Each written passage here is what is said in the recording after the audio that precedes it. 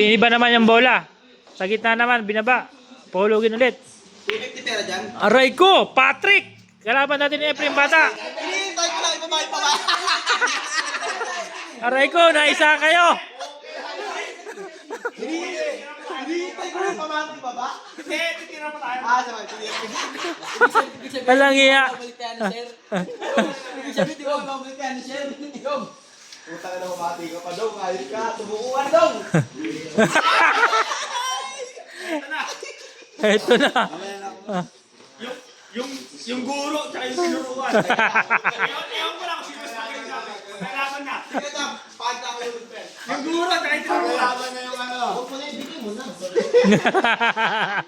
Bigay mo na. Tiga ah. Hinihintay ko lang, ibaba nila yung whitening.